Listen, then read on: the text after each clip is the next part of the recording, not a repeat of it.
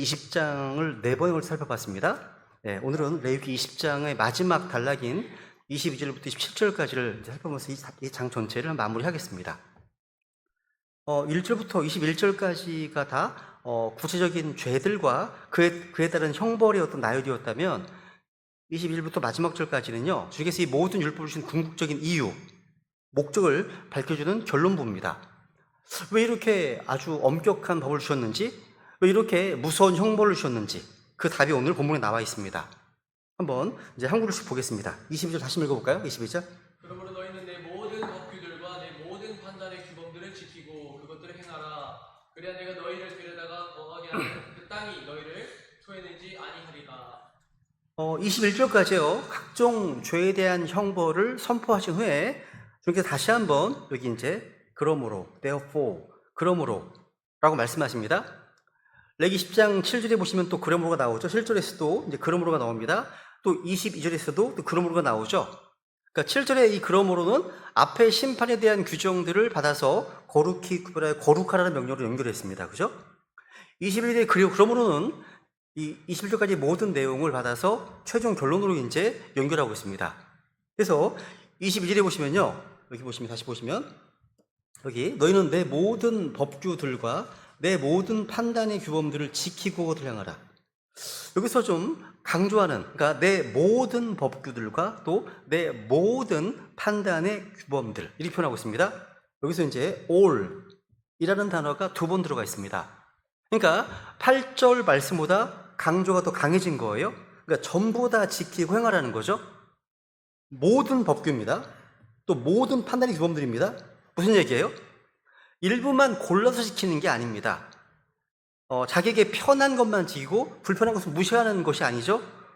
all입니다. 모든 법규, 모든 판단의 법들을 지키고 행하는 겁니다. 여기서 이제 법규, 스태추트라는 단어 있고요. 또 저지먼트, 판단 규범이라는 말씀이 있습니다.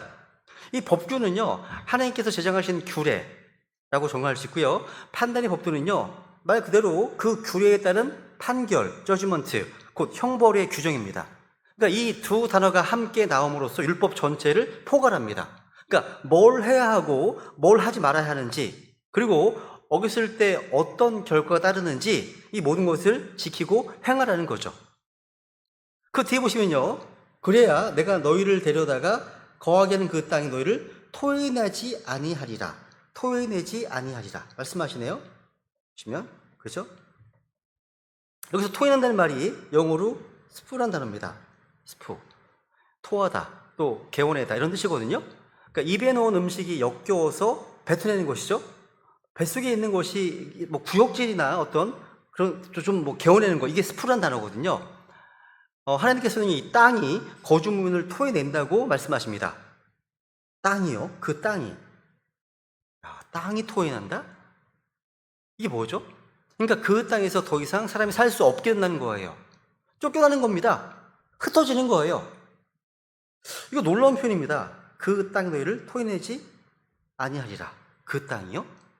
땅은요, 하나님의 창조물입니다. 근데 하나님은 땅을 마치 살아있는 존재처럼 표현하시네요. 그러니까 땅이 그 위에 사는 사람들의 죄악을 견디다 못해 그들을 토해낸다는 거죠. 레위기 18장 25절을 볼까요? 더 구체적으로 설명하겠습니다. 18장 25절. 그 땅도 더럽게 되었나니 그러므로 내가 그 땅의 불법을 그 땅에 말하고 그 땅도 스스로 자기 거주민들을 토하여내느니라. 여기 보면 여기도 그 땅도 스스로 자기 거주민들을 토하여낸다. 이 보미 아웃이라고 되어 있습니다. 좀 더 강한 표현입니다. 스피고라는 단어보다 땅이 자기 위에 사는 사람들의 죄를 더 이상 감당할 수 없어서 스스로 그들을 개어내는 거예요. 여러분, 사악한 가나안 족속들이 바로 이 일을 당한 거죠. 레위기 18장 28절에 보시면요, 하나님은 이스라엘에게 이렇게 경고하셨습니다. 28절.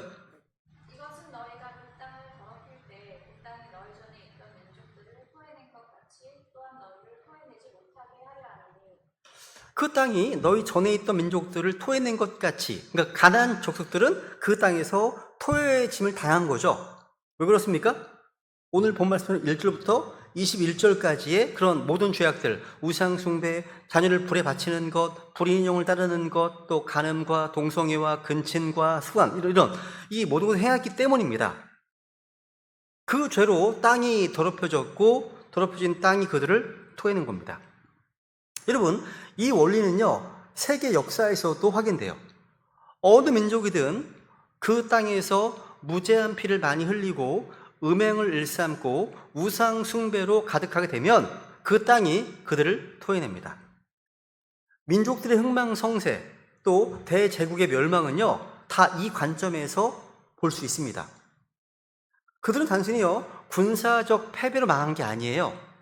그들의 땅이 그들을 토해낸 겁니다. 죄 때문이죠. 오늘날도 유효합니다. 이 경고는 오늘날도 유효한 거예요. 지금 우리나라나 미국을 비롯한 많은 나라에서 행해지는 각종 불법과 죄악들이 넘치잖아요. 계속 넘치잖아요. 그러면 이 땅들도 이전에 그러했던 것처럼요, 토해짐을 당할 수 있습니다. 우리나라도 미국도요, 마찬가지예요. 왜? 하느님의 법은 변하지 않기 때문입니다. 여기서 오늘 본문에서요, 이 토해낸다, 이 단어가 신약 성경에서 한번 나오거든요. 기억하십니까? 어딘지?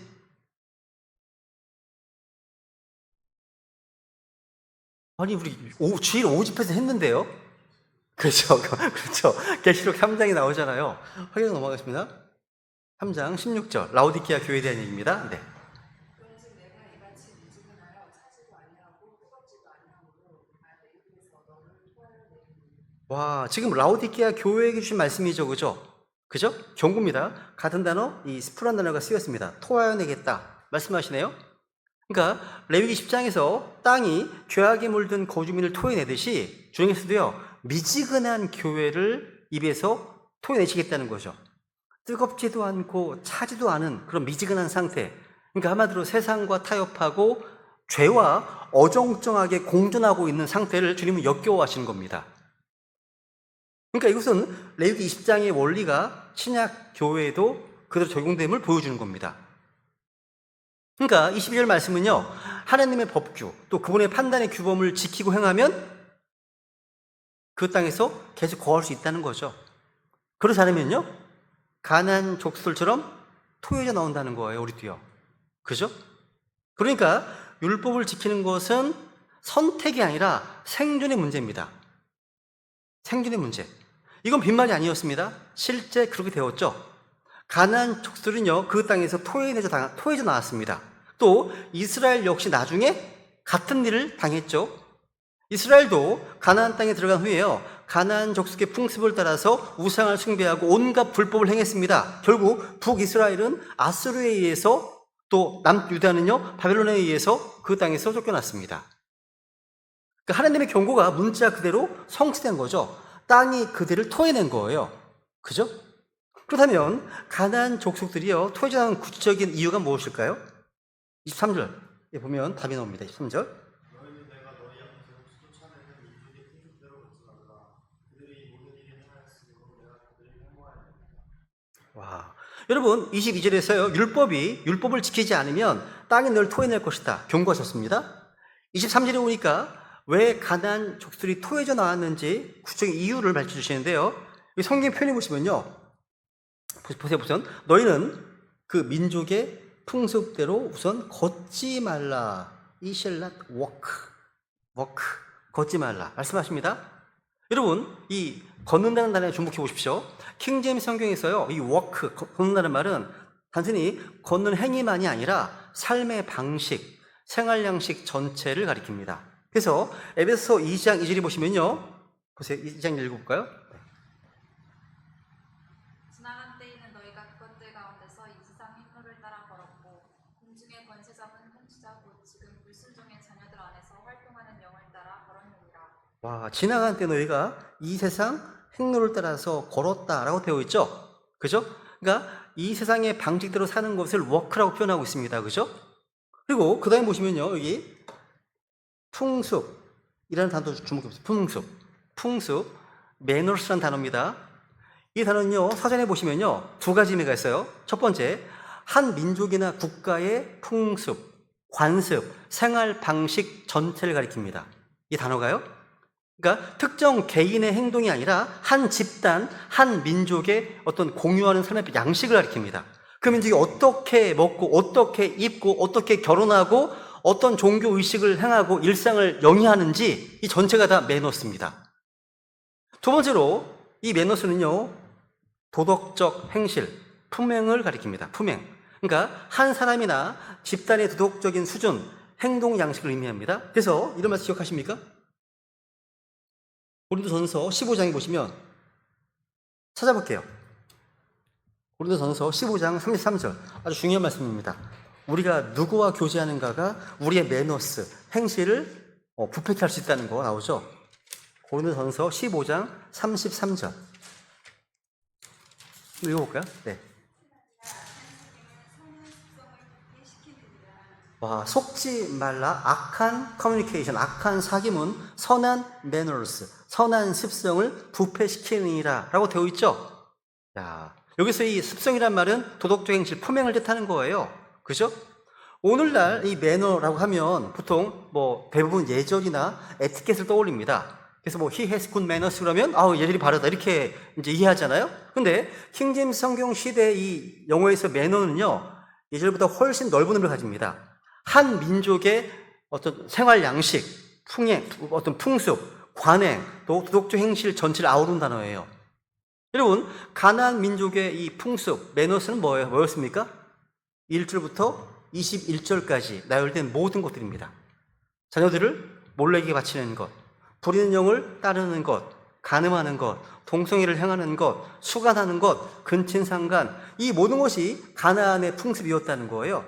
하나님은 이 풍습대로 걷지 말라 이렇게 말씀하십니다. 이것은 레위기 18장 3절에서 이미 하나님께서 선언하셨죠. 반복하셨습니다. 레위기 18장 3절. 너희는 너희가 거하던 이집트 땅의 행위들을 따라 행하지 말고 내가 너희를 데려가는 곳 즉 가나안 땅의 행위들을 따라 행하지 말며 그들의 규례들 안에서 걷지 말라. 와, 이집트 땅의 행위도 따르지 말고 가나안 땅의 행위도 따르지 말라. 이집트는요, 이스라엘이 나온 곳입니다. 가나안 땅은요, 이스라엘이 들어갈 곳입니다. 과거에 살던 세상의 방식도 따르지 말고 앞으로 들어가서 만날 세상의 방식도 따르지 말라는 거예요. 그러니까 그들의 삶의 방식 전체를 따르지 말라는 거예요.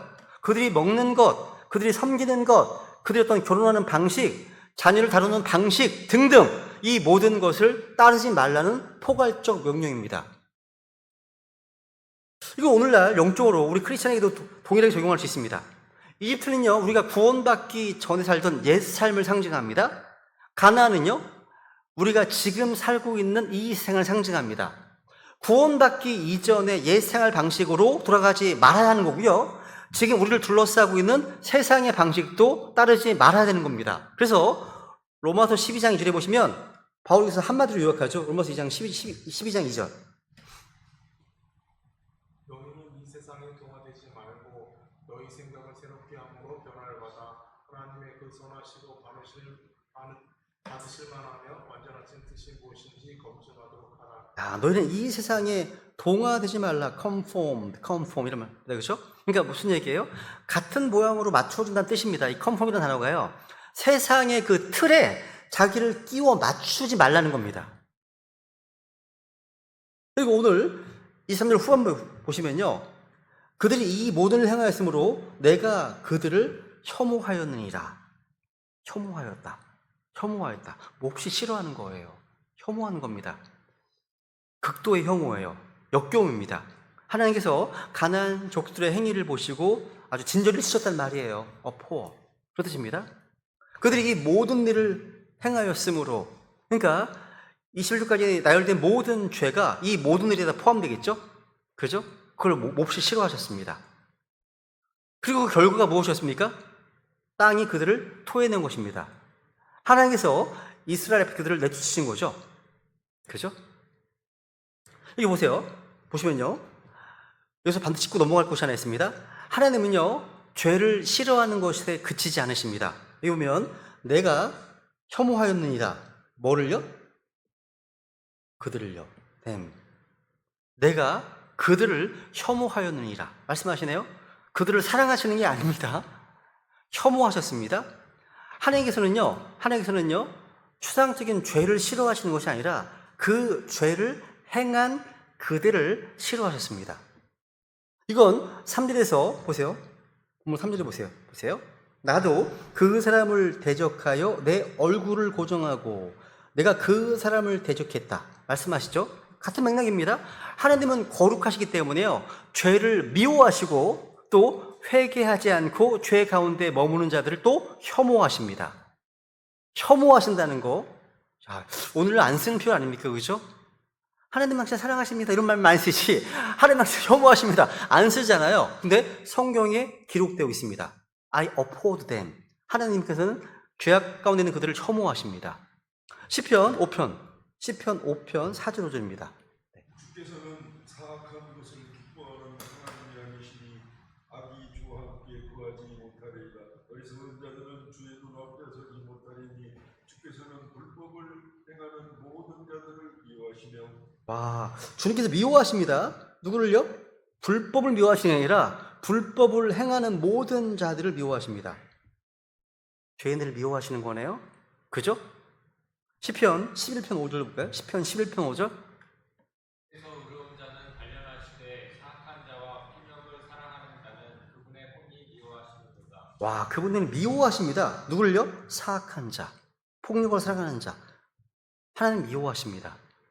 미워하세요. 그죠? 이것이 가나안 족속이 그 땅에서 쫓겨난 이유입니다. 그들이 한 모든 가증한 행위들 때문에 하나님은 그들을 몹시 싫어하셔서 땅이 그들을 토해내게 하시고 또 이스라엘 앞에서 쫓아내신 겁니다.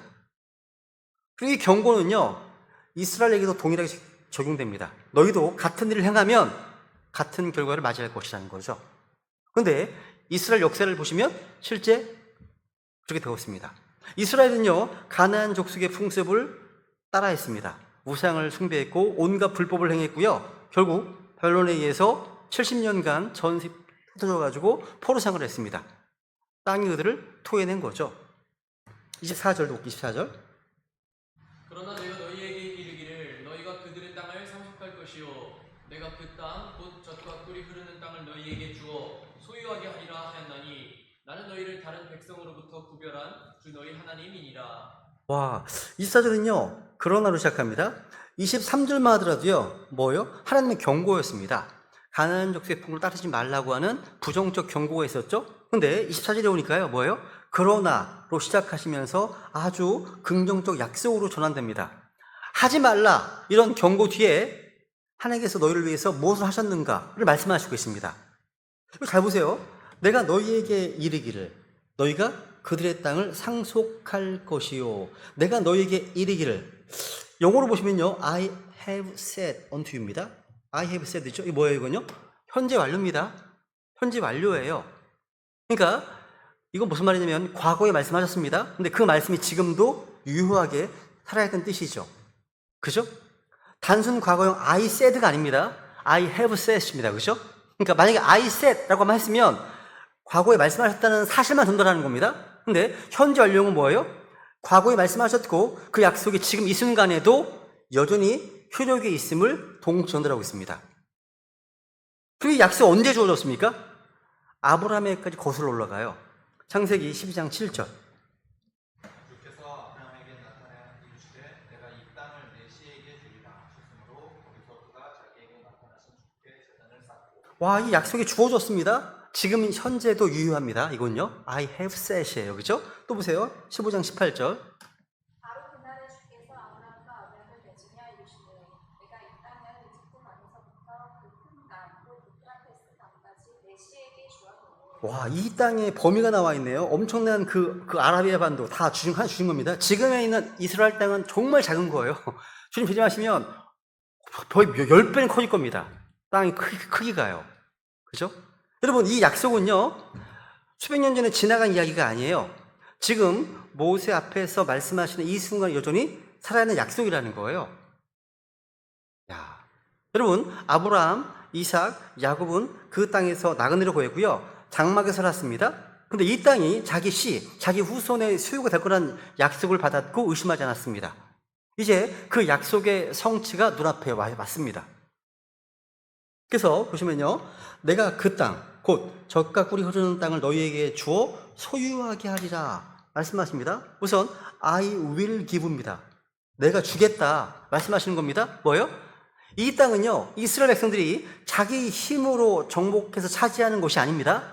하나님이 주시는 겁니다. I will, 하나님이 하시겠다는 거예요. 의지, 뜻이죠. 그리고 그 땅에 단순히 거주하는 게 아니라 뭐 하는 겁니까? 포제스예요. 소유하는 겁니다.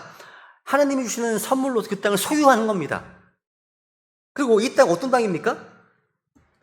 야, 젖과 꿀이 흐르는 땅입니다.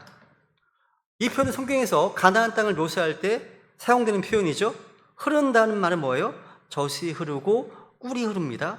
이건 과장법이 아닙니다. 실제 그 땅의 풍성함, 풍요로움을 묘사한 거예요. 목초지에서 소와 염소와 양들의 젖이 넘쳐나서 젖이 흘렀고요. 산과 바위 틈에서 석청을 딸 수 있을 정도로 꿀이 넘쳤습니다.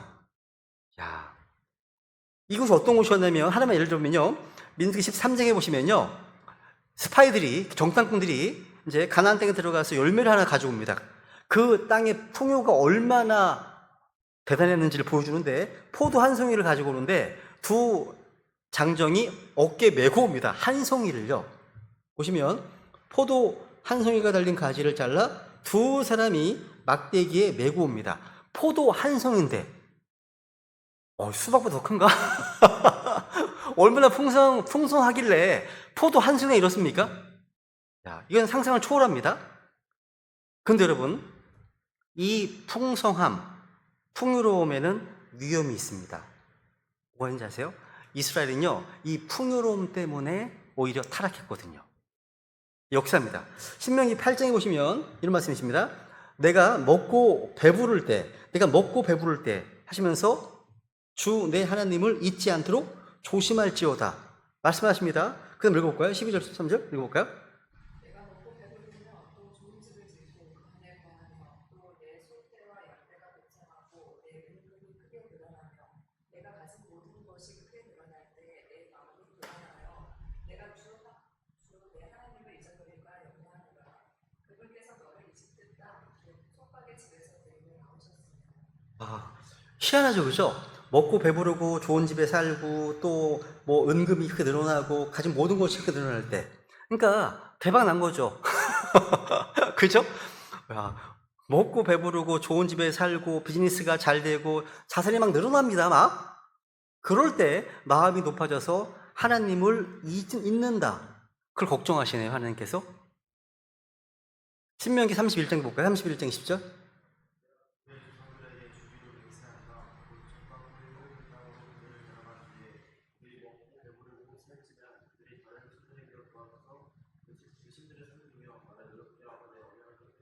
희한하죠, 그죠? 그들이 먹고 배부르고 살찌면이다. 뭔가 이럴 때 다른 신들에게로 돌아선다고 되어 있네요.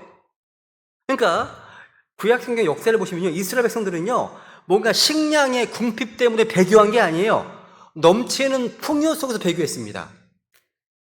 이거 오늘날 크리스찬들에게도 중요한 경고입니다. 물질적 풍요가 반드시 영적 축복은 아닙니다. 오히려 물질적 풍요가요, 영적 나태와 타락의 원인이 됨을 보여주는 거예요. 라오디게 교회 기억해 보십시오. 그죠? 계속 3장에 라오디게가 그런 상태였습니다. 실제로요. 라오디게 교회는 자기가 부요하다고 생각했습니다. 실제로는요, 가장 가난한 교회였습니다. 이스라엘 백성들이 젖과 꿀이 흐르는 땅에서 배부르고 살찌면서 하나님을 잊어버린 것과 정확히 같은 패턴이에요. 라오디게 교회의 모습은요.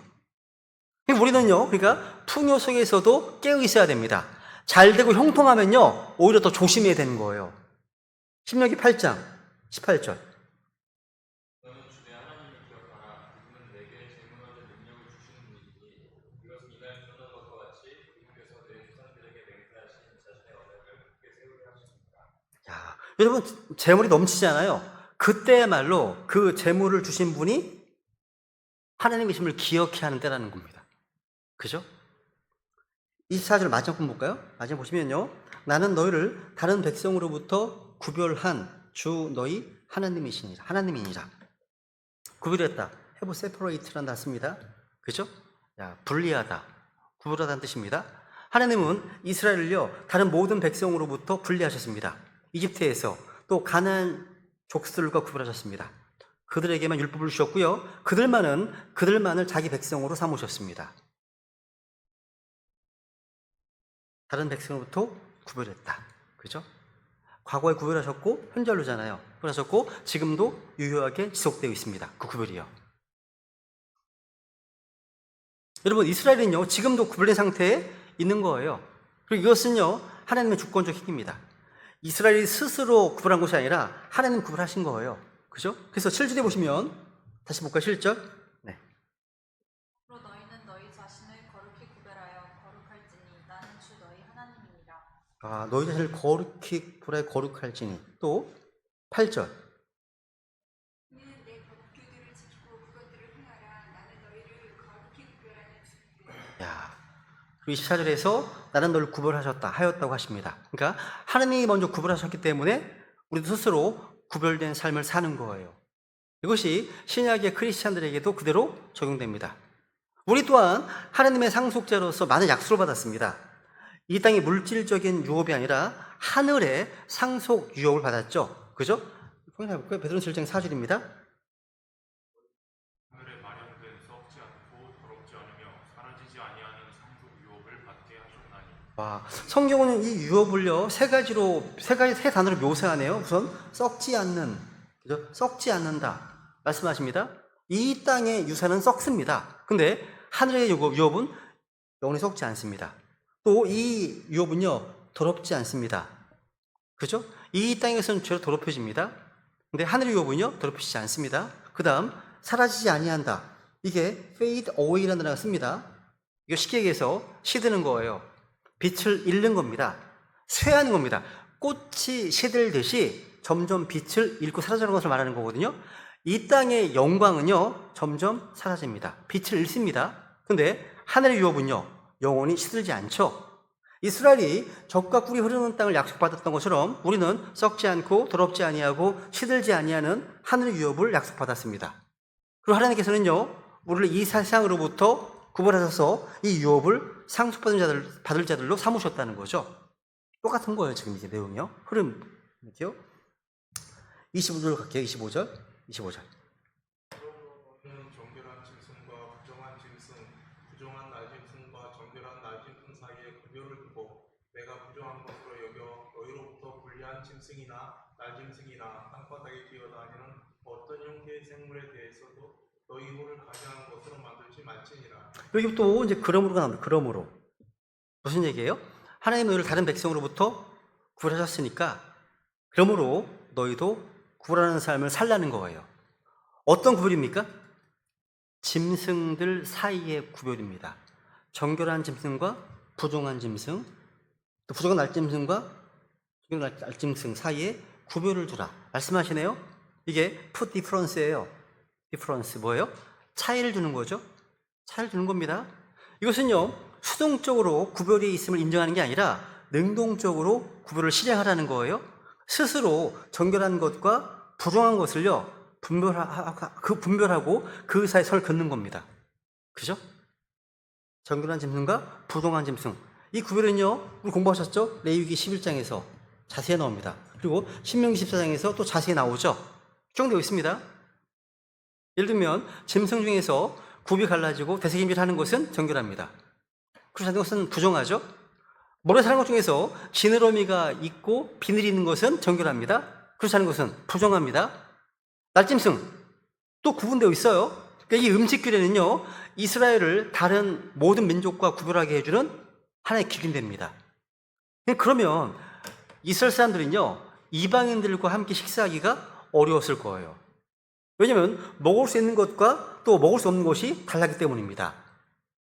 이 음식규례 하나가 이스라엘을 일상생활에서 이방인들과 자동으로 분리시켜 주는 거예요. 그 뒷부분을 보세요. 뒷부분에 보시면 또 너희 혼을 가증한 것으로 만들지 말지니라 말씀하십니다. 너희 혼을 가증한 것으로 만들지 말라. 구약성경에서 혼은요 일반적으로 이제 사람에 대한 표현입니다. 사람. 그래서 창세기 46장에 보시면 맞나요? 확인만 해볼게요. 있네요. 46장 보시면 야곱집의 모든 혼이 잃은 혼이었다라고 표현합니다. 이건 야곱집의 모든 사람을 가리키잖아요. 그러니까 이 표현은 너희 자신을 가증한 것으로 만들지 말라는 말씀 이해하면 됩니다. 너희 혼, 너희 자신. 사실 실제로요, 레기 11장에 보시면요, 똑같은 표현인데 너희 자신을 가증하게 만들지 말라. 여기서는요, 너희 혼을, 그죠? 너희 혼, 너희 자신. 사람이 온 세상을 얻고도 자기 혼을 잃으면 무슨 유익이 있으리요? 말씀하시죠. 16장에서는. 근데 마가복음 8장에서는요, 너희 자신을 잃으면, 그러니까 한국 교환 쓰고 있는 겁니다. 혼이 자신이에요. 그죠? 그렇게 이해하시면 좋습니다. 20을 다시 보시면요. 20을 다시 보시면. 구별을 두고 내가 부정한 것을 너희로부터 분리한 짐승이나 날짐승이나, 그러니까 너희로부터 분리한. 여러분 25절은요. 짐승들 사이의 구별입니다. 앞에 24절은요. 사람들 사이의 구별입니다. 그죠? 다른 백성으로부터 구별했죠? 25절은요. 짐승들로부터의 구별입니다. 분리죠? 그죠? 하나님은요, 사람도 구별하시고, 짐승도 구별하시고, 모든 곳에 구별을 두시는 분이십니다. 이건 하나님의 본성이에요. 하나님은 분리하시고, 구별하시는 하나님이십니다. 그래서, 에스겔서 44장 23절에 보시면요, 하나님은 천년왕국 제사장들에게요, 이 구별을 가르치도록 명령하셨습니다. 23절 볼까요? 네. 또 그들은 내 백성에게 거룩한 것과 속된 것의 차이를 가르치고 그 백성이 부정한 것과 정결한 것을 분별하게 할지니라. 와, 제사장들이 해야 될 내용입니다. 백성에게 거룩한 것과 속된 것의 차이를 가리키는 것. 그리고 백성이 부정한 것과 정결한 것을 분별하게 할지니라 말씀하십니다. 이게 제사장의 임무였습니다. 차이를 두는 것, 구별을 두는 것, 분별하게 하는 것, 이게 바로 거룩이거든요. 그래서 여러분, 이 음식 규례가요, 오늘의 크리스천에게 적용됩니까? 아니죠, 그죠? 사도행전 10장에 보시면 하나님께서요, 뒤에 또 있네요. 23절 보시면, 10장에 보시면 베드로에게 주님 명령하시죠, 그죠? 또 환상을 보여주셨습니다. 하늘에서 보자기가 내려오는데 그 안에 온갖 부정한 짐승들이 있었습니다. 하나님 베드로에게 일어나 잡아서 먹으라고 이렇게 명령하셨습니다. 베드로가 저는 먹지 않습니다. 부정한 거 안 먹습니다. 그랬더니 하나님 말씀하시는 이렇게요. 15절. 그 음성이 다시 두 번째 그에게 이르되 하나님께서 깨끗하게 하신 것을 내가 속되다 하지 말라 하더라. 와, 이것은요, 그리스도 안에서 음식 규례의 구별이 철폐되었음을 보여주는 사건이죠. 그리고 이 환상의 진짜 의미는 뭐예요? 이방인도 복음 안에 받아들여진다는 거예요. 그러니까 그리스도 안에서는 유대인과 이방인의 구별이 없어졌다는 겁니다. 그래서 로마서 10장에 보시면 10장 12절. 유대인과 그리스인 사이에 차별이 없기 때문이라 모든 사람 위에 계신 같은 주께서 자신을 부르는 모든 사람에게 부유하시니. 와, 유대인과 그리스도 사이에 차별이 없습니다. 그리스도 안에 차별이 없습니다. 그죠? 그래서 마찬가지예요. 유대인이나 그리스는 없습니다. 그분 안에서는 없습니다. 그죠? 너희가 다 그리스도의 신분 안에서 하나이기 때문이다 말씀하십니다. 여러분, 음식 규례의 구별이 없어졌다고 해서 거룩의 그 원리가 없어진 건 아닙니다. 그리스도 안에서 음식의 구별은 철폐되었지만 거룩한 것과 부정한 것, 또 빛과 어둠의 구별, 의와 불법의 구별은 여전히 유효한 거죠. 고린도서 6장 14절. 너희는 믿지 않는 자들과 공평하지 않게 모의를 갖춰내지 말라. 네가 우리와 무슨 사귐을 맺겠느냐? 빛이 어둠과 무슨 친교를 나누겠느냐? 음식의 구별은 없어졌지만 의와 불의의 구별, 빛과 어둠의 어떤 구별은 영원히 남아있는 거죠. 크리스천은 여전히 구별된 백성이 되어야 되겠죠. 26절로 가겠습니다. 26절. 거룩하며 또 너희를 내 소유로 삼으려고 다른 백성으로부터 너희를 떼내었으니 너희는 되게 거룩할지니라. 이 말씀은 레위기 20장 전체에 대미를 장식하는 말씀입니다. 그죠? 26절에서 절정이 이르는 거예요, 지금. 모든 형벌 규정, 모든 금지 명령, 모든 경고가 궁극적으로 이 한 구절을 향해서 온 겁니다. 7절에서 주님 말씀하셨죠? 너희는 너희 자신을 거룩히 구별하여 거룩할지니 명령하셨습니다. 그죠? 근데 26절에서 그 명령의 최종 선언이 주어지는 거예요. 그죠? 우선 26절 보시면요. 우선 잘 보세요. 너희는 내게 거룩할지니라. 누구에게요? 내게. 이게 포함되죠. unto me. 정말 중요한 얘기예요. 너희는 내게 거룩할지니라.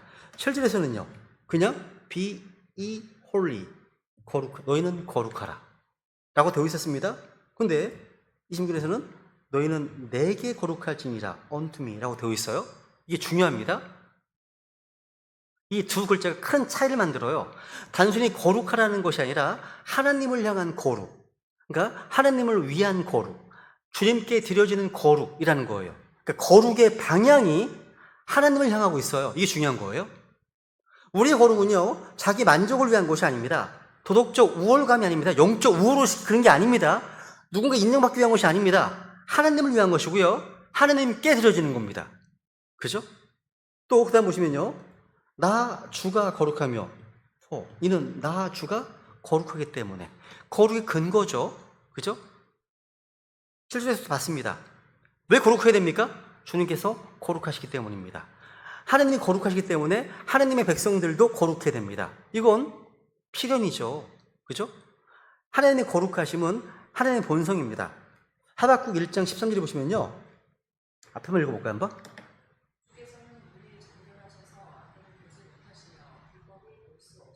그렇습니다, 여러분. 하나님은 본성적으로 악을 보지 못하시고요. 불법을 용납하지 못하시는 분이십니다. 그러므로 하나님의 백성들도 이 하나님의 본성을 반영해야 되게 삶이. 그죠? 또 보세요.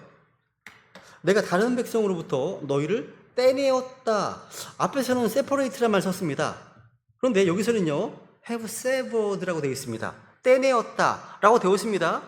이거 뭐냐면요, 잘라내었다는 뜻입니다. 잘라내었다. 그러니까 나무에서 가지를 도끼로 잘라내듯이 하나님께서 이스라엘 모든 백성으로부터 단호하게, 확실하게 되돌릴 수 없게 잘라내셨다는 말입니다.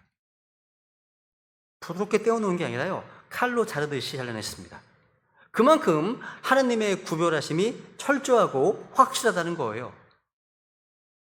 그리고 이제 이 구절의 핵심적인 부분이 나오는데요. 그다음 보시면 너희를 내 소유로 삼으려고, 너희를 내 소유로 삼으려고. 이 한 말씀이요, 레위기 20장 전체의 궁극적인 목적을 밝혀줍니다. 하나님이 왜 이렇게 엄격한 율법을 주셨습니까? 왜 이렇게 무서운 형벌을 명하셨습니까? 왜 이스라엘을 다른 모든 백성으로부터 잘라내셨습니까? 너희를 내 소유로 삼으려고. mine, be mine. 내 소유로 삼으려고. 그러니까 구별의 목적은 소유입니다. 소유예요. 하나님은 자기 백성을 자기만의 소유로, 자기만의 보물로 삼으시려고 세상에서부터 굴하신 겁니다. 그러니까 이 내 소유란 말이에요, 하나님의 마음이 담겨 있어요. 너희는 내 것이다. 너희는 내 것이다. 이건 사랑의 선언입니다. 그죠? 출애굽기 19장에 보시면 하나님은 이 마음을 이렇게 표현하셨습니다. 출애굽기 19장 5절 6절.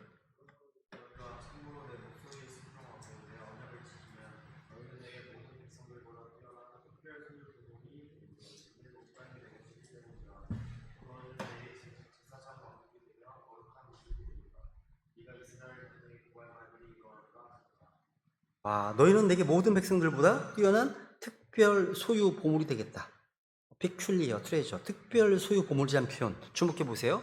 온 땅에 다 주님의 것인데요, 그 가운데 이스라엘을 특별한 보물로 삼으셨다는 거죠. 모든 보석 가운데 가장 귀한 보석을 품에 안듯이 하나님은요, 모든 민족 가운데서 이스라엘을 골라서 자기 품에 안으신 거예요. 이게 신약의 크리스찬들에게도 적용됩니다. 베드로전서 2장 9절. 2장 9절.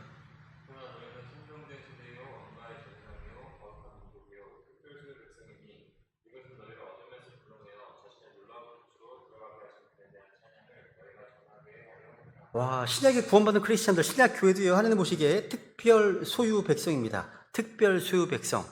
구약의 이스라엘 특별 소유 보물이었던 것처럼 신약의 교회가 특별 소유 백성입니다. peculiar, 독특한 백성인 거죠. 이것은요, 너희를 어둠에서 불러내어 놀라운 빛으로 들어가게 하시는 분. 뭐예요? 하나님 우리 어둠에 불러내셨습니다. 세상의 어둠으로부터 잘라내셔가지고 자기 놀라운 빛으로 들어가게 하셨습니다. 이게 아까 오늘 본문에 나와 있는 다른 백성에서 잘라내셨다라는 것의 신약적인 적용입니다. 디도서 2장도 볼까요? 디도서 2장 14절. 주께서 우리를 위해 자신을 주셨으니 이것은 모든 불법으로부터 친히 우리를 구속하시고 정결하게 하사 선한 행위에 열심을 내는 백성 곧 자신을 위한 특별 소유 백성이 되게 하려 하심이라. 바울도 마찬가지입니다. 우리가 자신을 위한 특별 소유 백성이 되게 하려 하십니다. 독특한 거예요. 그리스도는 독특한 백성입니다. 특별한 백성인 거예요. 하나님 보시기에요. 그죠? 레기 10장에서 너희를 내 소유로 삼으려고, 이 말씀이 신약에서 이렇게 성취되는 겁니다. 예수님께서 자신을 주셔서 우리를 모든 불법에서 구속하시고 자기의 특별한 백성이 되게 하신 거죠. 그죠? 너희를 내 소유로 삼으려고. 이 한마디 앞에 레기 10장의 모든 율법, 모든 경고, 모든 명령이 또 수렴됩니다. 하나님의 모든 법은요, 사랑에서 나온 거예요. 자기 백성을 자기 소유로 삼으시는 하나님의 사랑, 자기 백성이 세상의 죄에 빠져 멸망해서 원치 않는 하나님의 사랑, 자기 백성을 거룩하게 해서 영원히 자기와 함께 있게 하시는 하나님의 사랑이 이 모든 율법의 뿌리입니다. 근원이라는 거죠. 마지막 걸로 가겠습니다. 마지막 구절 27절. 27절. 영을 지닌 자나 마술사인 자는 남자든 여자든 반드시 죽일지니라. 백성들이 그를 돌로 칠지니 그들의 피가 그들에게 돌아가리라. 이게 마지막 구절이거든요. 레위 10장 앞부분에 보시면요, 6절에 보시면 이렇게 선언하십니다. 부리는 영과 그들을 따르는 자를에 대해서 하나님께서 심판하시는 내용이 나옵니다. 26절에 보세요. 시작부분 보세요 한번. 부리는 영들을 지닌 자들과 마술사들을 따라 운행의 길로 가려고 돌아서는 혼에 대해서는 내가 참으로 그 혼을 대적하여 내 얼굴을 부정하고 그를 그의 백성 가운데서 끊으리라. 여러분 6절에서 이렇게 시작되었어요. 그죠? 근데 마지막 구절에 오니까 다시 부리는 영을 지닌 자 마술사에 대한 심판이 선포됩니다. 부리는 영에 대한 경고로 시작해서 부리는 영에 대한 경고로 끝나는 거죠. 처음 부분과 끝 부분이 같은 주제로 묶이면서 그 사이의 내용을 감싸는 구조입니다. 그죠? 주님께서 이 장 전체를요, 부리는 영에 대한 경고로 감싸신 것은 이 죄가 그만큼 중대하기 때문입니다. 그런데 여러분, 6절과 이 마지막 절 27절, 여기에는 중요한 차이가 있습니다. 6절은요, 부리는 영을 따르는 자에 대한 심판이었어요. 따르는 자에 대한 심판이었습니다. 그러니까 부리는 영을 따라서 찾아가는 사람, 의뢰하는 사람에 대한 심판이었어요. 27절은요, 부리는 영을 지닌 자 자체에 대한 심판입니다. 부리는 영을 지닌 남자나 여자나 마술사인 자, 그 사람들 자체에 대한 심판인 거예요. 그러니까 한마디로 6절은 고객에 대한 심판이고 27절은요, 운용자에 대한 심판인 거예요. 그죠? 둘 다 심판을 받지만 27절, 이 형벌이 더 구체적입니다. 엄중해요. 부리는 영을 지닌 자, 마술사인 자는 남자든 여자든, 그러니까 남녀 모두를 명시하네요. 그러니까 부리는 영을 지닌 자가요, 남자일 수도 있고 여자일 수도 있는 거잖아요. 그죠? 실제 여자가 더 많더라고요. 적지 않습니다. 사울왕의 제자가 엔돌의 그 여인, 여자였습니다. 그죠? 사도행 16장에 보시면 바울이 만나 점치는 영을 지닌 소녀 기억하십니까? 16절. 점치는 영에게 사로잡힌 어떤 소녀를 만났는데 이 소녀는 점으로 자기 주인들에게 많은 이득을 가져가 주더라. 와, 점치는 영에 사로잡힌 어떤 소녀가 나오네요. 오늘날도 마찬가지예요. 무당이나 어떤 영매나 점술가 중에서 이러한 것으로 생계를 유지하고 큰 돈을 버는 사람들이 있습니다. 근데 하나님은요, 그 이익이 아무리 크더라도 이들을 어떻게 하라고요? 반드시 죽이라고 명령하셨습니다. 구약시대였다면 죽이라는 거예요. 그죠? 죽이라. 어떻게 죽이라고 말씀하십니까? 투석형입니다. 투석형. 그들을 돌로 칠지니 그들의 피가 그들에게로 돌아가리라 말씀하시네요. 그러니까 그들의 죽음에 대한 책임은요, 형벌을 집행한 사람에게 있는 것이 아니라 죄를 보면 그들 자신에게 있다는 선언입니다. 그렇죠? 스스로 자기 행위에 대해 책임을 져야 하겠죠. 여러분, 하나님의 백성 가운데 부리는 영을 지닌 자가 존재할 수 없는 이유가 뭘까요? 26절에서 확인하셨잖아요. 뭐예요? 너희를 내 소유로 삼으려고. 그러니까 하나님의 백성은요, 하나님의 소유입니다. 하나님의 소유인 사람이 마귀의 영을 가지고 활동한다? 이건 하나님의 소유권을 정말 부정한 행위입니다. 하나님의 것인 사람이 마귀의 도구로 쓰임받는다? 용납될 수 없다는 거죠. 그죠? 오늘 누서 6장 15절 56번 읽어볼까요? 그리스도가 분별과 무슨 빛을 보이느냐, 무슨 자가 믿지 않느냐, 무슨 몫을 나누겠느냐, 하나님의 성전의 성도가 무슨 마음을 보겠느냐. 이는 살아계신 하나님의 성전입니다. 하나님께서 이르시되 내가 그들 안에서 구하고 그들 안에서 거닐며 나는 그들의 하나님이 되고 그들은 내 백성이 되리라. 여러분, 그리스도가 벨레가 무슨 일치를 보겠습니까? 없습니다. 전혀 없습니다. 하나님과 마귀는 공존할 수 없습니다. 하나님의 성전은 우리 안에 마귀의 영이 들어올 자리가 없어요. 레위기 10장은요, 이렇게 부리는 영에 대한 최종 경고로 막을 일입니다.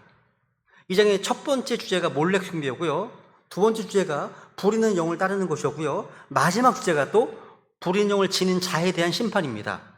하나님이 아닌 다른 영적 존재를 섬기거나 따르는 것, 그런 영을 소유하는 것, 이 모든 것이 하나님의 소유권에 대한 도전이고요, 거룩의 정반대입니다. 하나님의 백성이라면 오직 하나님만 섬기고 오직 하나님 말씀만을 의지하고 오직 주님의 인도하신 말을 따라야 되겠죠. 그죠? 이제 말씀을 정리하겠습니다. 우리 레위기 10장 이제 5번의 강의를 통해서요, 수많은 죄와 형벌의 경고를 받습니다. 그런데 이 모든 것의 뿌리에는 하나님의 사랑이 있었습니다. 이 무서운 엄격한 법 뒤에 숨겨진 하나님의 마음 뭐였습니까? 너희를 내 소유로 삼으려고 하는 것이 있었습니다. 하나님은 자신의 백성이 죄에 빠져 멸망하는 것을 원치 않으십니다. 자기 백성을 세상으로부터 지켜내려고 하는 그 사랑, 자기 백성을 독특한 보물로 삼으시려고 하는 이 사랑이 모두 율법의 뿌리입니다. 우리도 마찬가지죠. 하나님은 우리를 예수님의 피로 우리를 사셨습니다. 우리는 내 것이 아닙니다. 마지막 구절 읽어볼까요? 마지막 구절? 네.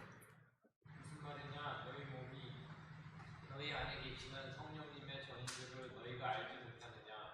너희가 그분을 하나님에게서 받았고 또 너희는 너희 자신의 것이 아니니 주께서 값을 치르고 너희를 사셨느니라. 그러므로 하나님의 것인 너희 몸과 너희 영도 하나님께 영광을 돌리라. 야, 너희는 너희 자신의 것이 아닙니다. 우리는 우리 것이 아닙니다. 자신의 것이 아닙니다. 값을 치르고 사신받은 하나님의 소유죠. 오늘 본문에 너희를 내 소유로 삼으려고 라는 말씀이 신약에서 이렇게 성취된 겁니다. 그렇다면 하나님의 소유된 자로서 우리는 어떻게 살아야 됩니까? 한마디예요. 저들 가운데서 나와서 너희 자신을 분리하라. 한마디입니다. 이것이 레위기 20장 전체의 메시지를 신약에 한마디로 요약한 겁니다. 세상 가운데서 나오라는 거죠. 구별되라는 겁니다. 부정한 것을 만지지 말라는 거예요. 그러면 주님께서 너희에게 아버지가 되고 너희는 내 아들, 딸들이 되리라 말씀하십니다. 여러분, 이건요 단순한 소유가 아니라 아들과 딸의 관계, 그러니까 아버지와 자녀의 친밀한 관계예요. 그러니까 신부는 하나님은 우리 아버지시지만 실제 친밀한 관계 가운데 있는 거죠. 전능하신 하나님께서 우리 아버지가 되시고 우리가 그분의 아들과 딸이 되는 것, 이것이 거룩 구별된 삶의 최종 목적지라는 사실입니다. 예, 우리 이 시간 레위기 10장을 통해서요, 엄격한 율법 뒤에 우리를 자신의 소유로 삼으시려는 주님의 어떤 깊은 사랑이 있음을 고백하는 가운데, 또 주님의 핏값으로 사신받은 우리가 이 세상에 동화되지 않고 또 부정한 것을 만지지 않고 하나님의 아들과 딸답게 거룩히 구별된 삶을 살아가시겠다고 이 시간 주님 앞에 결단하시면서 주님께 은혜를 구하겠습니다. 더불어서 우리 각자 기도 제목들을 가지고 주님께 간구하시면서 수요 집회 마무리하겠습니다. 기도하겠습니다.